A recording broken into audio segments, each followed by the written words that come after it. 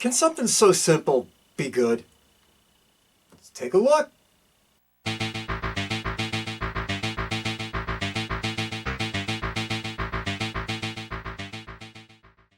Okay, everybody, today we're going all the way back to 1981 to take a look at a little sometimes under the radar, sometimes forgotten, but shouldn't be, horror flick called The Boogens. What is it? It doesn't make a difference. We'll get there.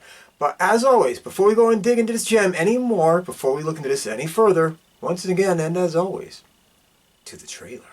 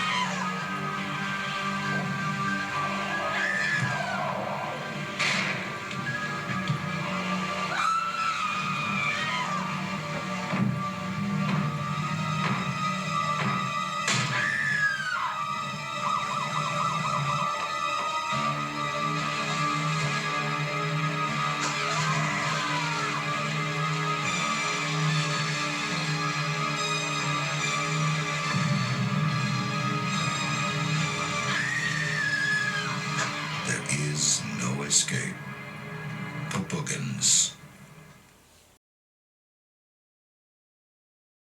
Alright, this motion picture was directed by James Conway. The name means nothing to you. Fair enough. But he did a few things. We're talking about he did stuff like Earthbound and Hangar 18 and The Lincoln Conspiracy, but really he's a TV guy. Grizzly Adams, Matt Houston, MacGyver, Hotel, Smallville, Star Trek Next Gen, Deep Space Nine, 90210, Charmed, that kind of stuff. TV director, wound up doing a few little small culty type flicks. Is what it is. Alright, let's kick it into the cast, which is basically all going to be TV type people. Is what it is. Let's go. Playing Trish, we got Rebecca Balding. Who? What? You remember the face. She was in things like Kiss My Grits and The Silent Scream, but really, again, TV. Rockford Files, Starsky and Hutch, Making It, Matt Houston, Melrose Place, Charmed, The Fall Guy, and for me, the one I will always remember her mostly from, Soap. Is what it is. Play Mark, Fred McCarren. Again, who? Xanadu, The Star Chamber, but TV. Alice, Family, Hill Street Blues, Remington Steele, Scarecrow, Mrs. King, Mr. King, I can't talk right today. Give Me a Break, Too Close for Comfort, that kind of thing. He's got a face just like all these people do. Where you're sitting there and say, I have seen them somewhere, but I don't know where, don't know when. Playing Roger, Jeff Harlan. See what I mean? Doesn't ring a bell. But anyway, he was on TV. Mork and Mindy, Chips, Night Court, Magnum P.I., Barnaby Jones, Falcon Crest, Bucky Rogers, Anger Management, Roseanne. Again, another TV person. This movie's a TV movie almost. Let's just keep going. Playing Jessica and Marie Martin. Boop. Let's run the numbers. We're talking St. Elsewhere. We're talking T.J. Hooker, and Mr. Merlin and Sledgehammer and Highway to Heaven and The Powers of Matthew Starr. I bet you most people don't remember that one. And on TV with Days of Our Lives and Wonder Woman. So again, the usual cannon fodder of the time. They've all been in the same shows, just switch the names around.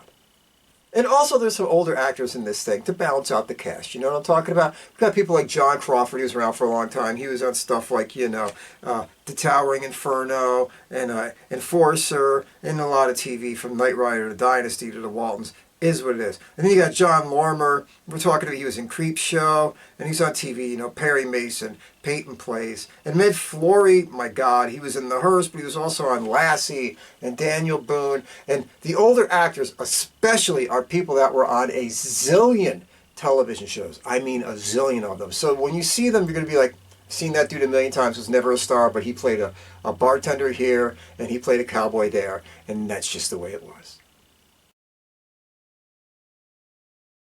Okay, everybody, we're going to try to do this in 90 seconds or less, so we can keep it short, keep it fast, keep it entertaining, keep it moving, and so we can get to that place where we all wind up hanging out for a while, the summation. This motion picture starts out where you're just watching a bunch of news headlines flash across the screen, and you see some stuff about a mine that opened and a mine that closed a long, long time ago. There was cave-ins, weird shit, you don't really know, but they closed the mine like 80 years prior, in 1911, 12, who cares? It is what it is. Next thing you know, you see these two young guys, they're working with these two older guys, and they're going in to open up an old mine, and go into a mine that hasn't been opened in a long time. The old guys are giving the young guys a little bit of ball busting. You know how it was. We were all young, we were there, and now that some of us are old, we've done it.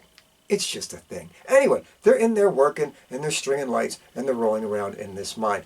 Cut to, you have this other scene where there's this woman, and she's driving, and she's going to this house that she's apparently going to rent out in a few moments to this young couple of guys and the young girls that are all going to meet them there, and they're going to be living there together. It is what it is. So she goes there, and before you know it, poof, something bad happens to her. Poof, she just winds up disappearing, and poof, it was of nefarious means, of a very low walking monster. Take it for what it is. Meanwhile, you cut over to the fact that you got the two girls now. They're driving this little yellow punch buggy. You remember punch buggy, no punch back. Is what it is. Anyway, the girls are driving there. They got the dog with them. The guy Tiger, he's a pain in the ass, but they love him. Is what it is. So the girls are laughing and joking. You get to know them. You see that they're really sweet and they're nice and they're kind and all this other kind of shit. Is what it is. And they wind up getting to the house that they're all supposed to be at. Meanwhile, something happens in that mine with the young guys and the old bosses. They come across a little kind of hidden underground water pond shit under there, who knows. And in there is a whole bunch of human bones. Tons of human bones. A pile of human bones. All in one big pile. Here's what it is, They just figure, hey, it's a bunch of the miners that got trapped here years ago. Hey, let's keep going. Ain't that much to see. Ain't that much to do. The girls are back at the place, cleaning up, fixing it, getting ready. The guys come back, and Trish and Jessica and her very horny boyfriend start fooling around and doing kinds of things, laughing, giggling on the bed. And then Mark comes home and he gets to meet Trish's ass because she's running around in a towel. And it is what it is. You get the idea. Anyway, next thing you know, the police show up. Oh, that's kind of inconvenient. The police show up and they say, hey, anybody seen this chick? She's the one that owns this house. She was coming here to turn on the heat and the hot water for you folks, and now she's just disappeared. Nobody knows where she went. Kids are like, we know where she's at. We got things to do, though. We got to go hang out with our bosses because one of them's going to bring a truck, and I'm going to have to go deliver some papers to Denver, and everybody else is going to hang out and have a good night, and I got fucked. It is what it is. So they go off to the bar, where they actually run into and meet the bosses. And they're actually a couple of decent guys, and they're hanging out, and everybody's playing pool, all that kind of stuff. Roger says, hey, I got to go. I got to get a couple hours sleep before I have to drive for 18 hours just to get some paperwork that could have been faxed, but ignore it. So anyway, he takes off, and he goes home, and he catches some shut-eye. Well, he starts to, and then something goes wrong. Something goes radically wrong. Let's just say Roger gets pulled underneath the truck that he left in the garage, and, well, he ain't going nowhere. Anyway, at this point, Trish and Mark, they go home, they have a little nookie action, they make a night of it. It is what it is. You get the idea. The next day, he goes off, back to work, figuring his boy Roger will show up at some point. And Trish, she goes out to do some research because she's kind of a reporter or whatever, take it for what you will. And Jessica's kind of hanging out at the house, and she realizes, oh my God, there's the truck. Roger never left. Where did he go? I can't find him. He's supposed to be in another state, but hey, here we are, and, well, I don't know. What's going on? This is weird. I'm going to call Trish, tell her. Trish, she goes and tells Mark. Everybody's concerned. Where is he? And then the only thing anybody can think of to do, well, at least Jessica, is to get naked and take a shower. Where, of course, well, she runs into one of our little Boogens, and, well, that's the end of Jessica. You could see it coming.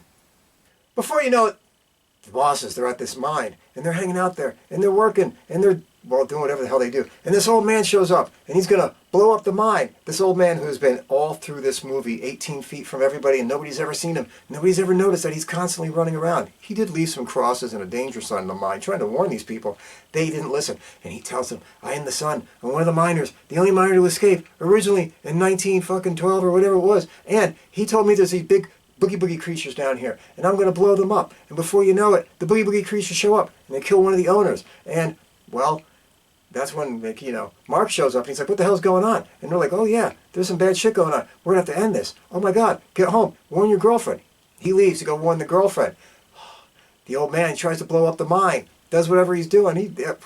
I'm not going to get too much in specifics. I don't want to give too much to the end of this goddamn movie away, but you get it. He goes home, and he drives, and he's there with the girl who's being attacked by a monster, and the two of them are trying to fight off the monster in the basement. You get the idea. They escape by leaving in a tunnel that apparently every house has a tunnel that leads from the mines into their home, conveniently. And they run out and leave through there, and then they get to the mine, and there's the one guy still alive, and they try to. I don't want to give exactly what's going to happen. I don't want to give exactly what's going to happen, but you get the idea. There's a showdown in the mines with dynamite and Boogens and a couple of people, and will they make it, will they not? Ah. Okay, everybody, does the Boogens work? Yeah, the Boogens works. It's a fun little ride.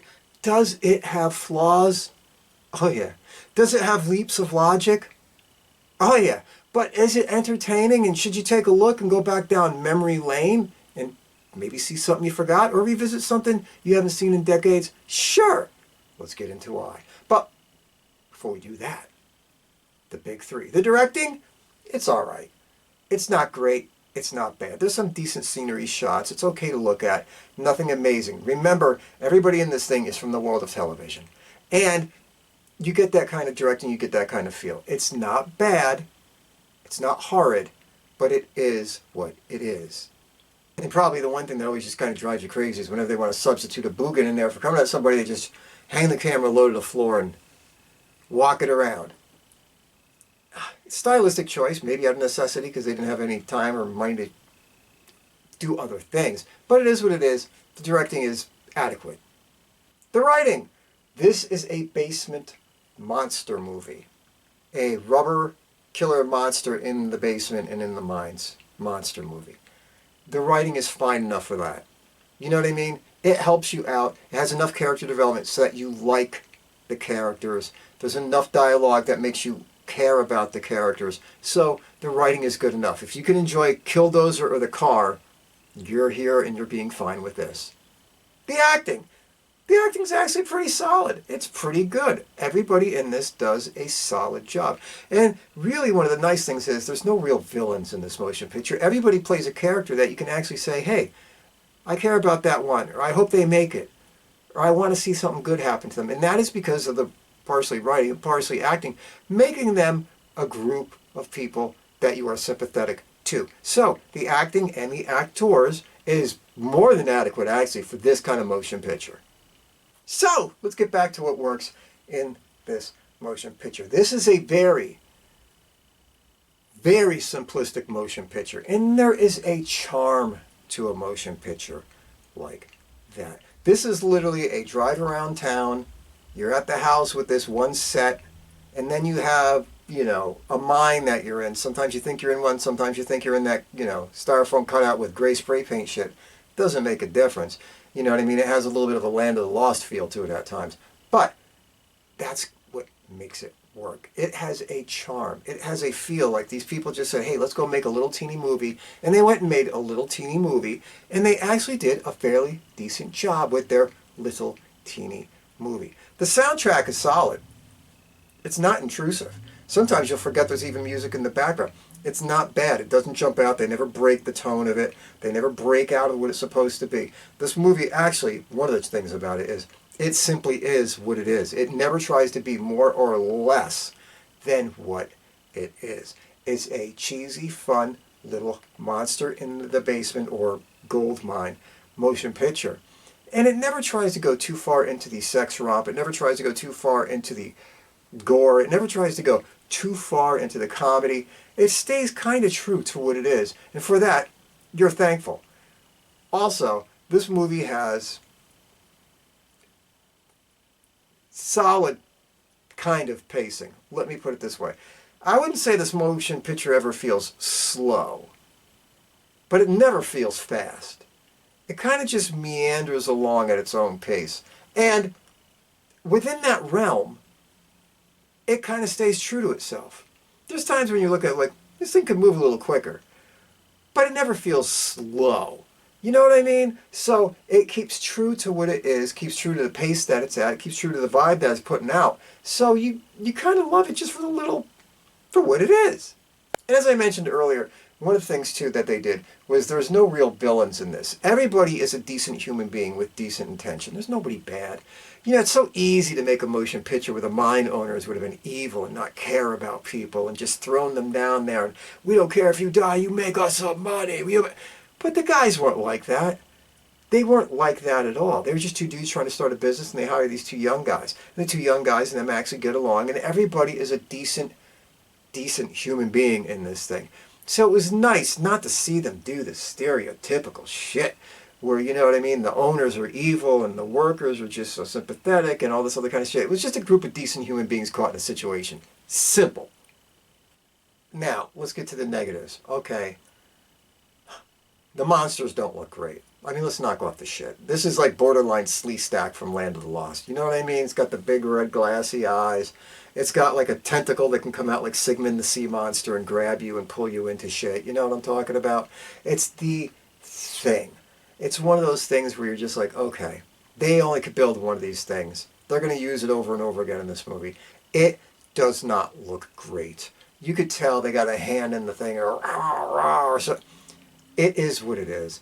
But you just roll with it and you say, you know what, this is a little low-budget flick that's trying the best it can. I'm going to overlook the fact that the monsters in it are TV show quality by any stretch of the imagination. It just is what it is. You got to accept it. And as I hinted to earlier, sometimes the characters are a little bit too stereotypically cartoonish. You know what I mean? You got the one guy who's the wholesome, super duper duper nice guy, and you can never see him being a little bit out of the blue. And then you got the other friend who's a really nice guy, but he's a super, super horn dog. That's all he talks about is his girlfriend and sex. You know what I'm talking about? And then you got the two girls. You got the, and I'm probably going to catch for shit for saying this, but you got the two girls, and you got the one that's like the nice little, you know, super pixie one that's kind of built like a 2x4 with a little bob cut, and she's just got the big eyes. And then you got the one next to her who's got like, you know, a little bit more of a boom, and she's got like the Alberto VO5 haircut and shit. You get it. You know what I mean? You're like, I have seen this before. So, you know, you're not getting anything too original here, even with the characters. But, you know, take it for what it's worth. And finally, we know there are leaps of logic in movies like this. We get it. This one kind of takes a point of really just leaping out there. I mean, they seal the mines at the end, like, okay, we got these creatures, and oh, shit, did I give you the ending? Who cares? You know, you blow up the mine, and they're doing all that kind of stuff, but you're like, the mine has an outlet that leads to apparently every house and building in the area, so gives a shit if you seal the mine. Doesn't really do anything. I don't understand why that doesn't strike a chord to the people that wrote this, but it is what it is. Obviously, the first thing you do when your boyfriend is missing and something seems very, very wrong is you strip down and you take a shower naked. And sing happy songs while you're doing it, waiting for the Boogens to show up and get you. Right. And finally, you know, we found 30 skeletons in here next to this underground lake, pond, whatever you want to call it. Do we call the police? No, yeah, it would be in real life. Police would be in there in 2 seconds. They have forensic teams. They'd be bagging up shit and taking it out of there. And all this but these guys just keep working. They're like, hey, there's the miners. You know, they must have been in there. Oh, when they all died. Heh, meh. You know, nothing too odd. Anybody got a string of lights we can hang up? Let's just keep going. And then about an hour and 10 minutes in the movie, they're like, you know, it's weird that they're all piled up into one pile, don't you think? There's no clothes on them. There's like 30 bones just in a pile. I mean, who dies 30 guys in a pile? Yeah. I never noticed that. Fucking really? I mean, there's that kind of shit going on. You know what I'm saying? It's just one of those things. You have to overlook it, and you have to keep on moving. So in short, is this a movie with some flaws? Yes. Is this a movie that has some things you have to seriously overlook? Yes. But is it a good time?